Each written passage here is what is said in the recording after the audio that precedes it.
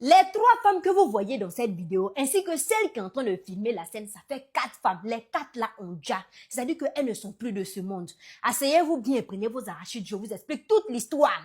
Les 4 sont copines. Elles étaient mariées à des hommes friqués, bien beaux, avec des enfants. Quand les 4 se donnaient rendez-vous, elles s'asseyaient comme ça là.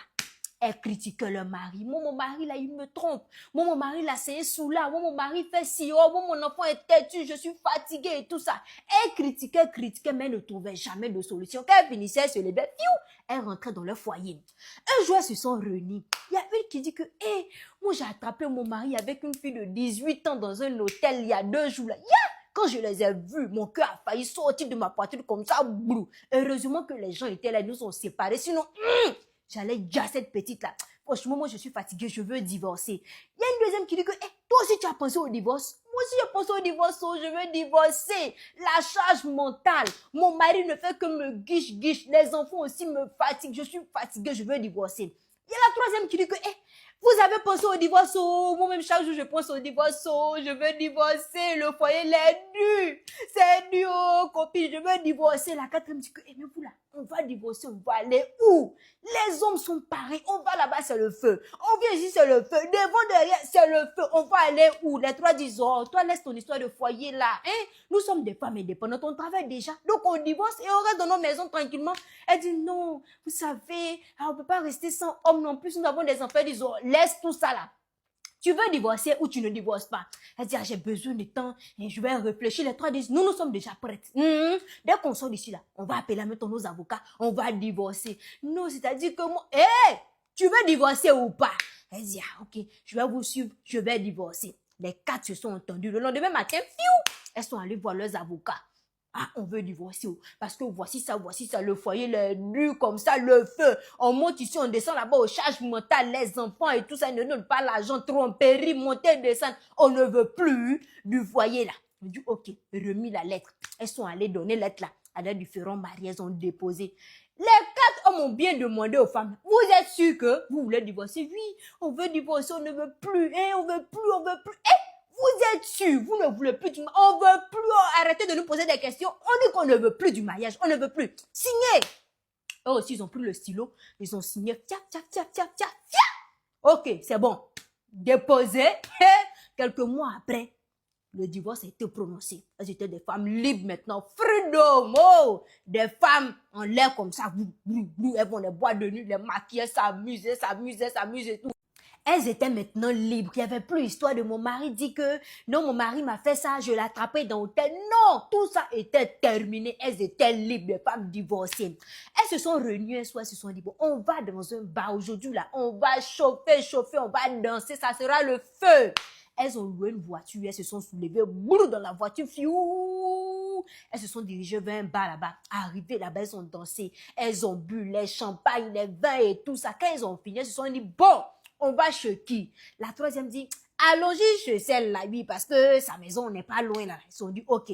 Descendu dans la voiture, encore, les 4, elles sont allées chez la copine en question. Arrivées là-bas, la copine là, chez qui elles sont allées, elle est au 15e. Elles sont descendues au 12e au lieu de descendre au 15e là. Elles sont descendues là-bas, elles sont allées s'arrêter devant une porte là. Elles pensaient que c'était chez leur copine. Donc la copine là, elle essayait d'ouvrir la porte là, elle avait une clé en main. Mais ça ne s'ouvrait pas, elle s'est dit, peut-être que c'est la mauvaise clé. Attendez, je vais chercher la clé là. Pendant qu'elle était en train de chercher la clé dans son sac, ces 3 copines là, elles ont commencé à taper la porte, bou. Comme vous voyez sur la vidéo là, taper, elles étaient impatientes, saoulées comme ça, d'ail. La copine a dit non, attendez, je vais chercher la clé, attendez, arrêtez tout ça. Elle n'entendait même pas même. Elles ont continué, taper la porte, la copine là, elle cherchait la clé seulement, elle cherchait, elle essayait, ça ne s'ouvrait pas. Déjà, elles n'étaient pas devant la porte, elles étaient devant la porte d'une autre personne parce que la copine là, elle habite au 15e. Elles sont descendues au 12e. Elles étaient devant la porte d'un militaire, un monsieur âgé de 80 ans. Le monsieur l'entendait, les bruits, mais ça c'est qui ça? Qui tape comme ça la porte là?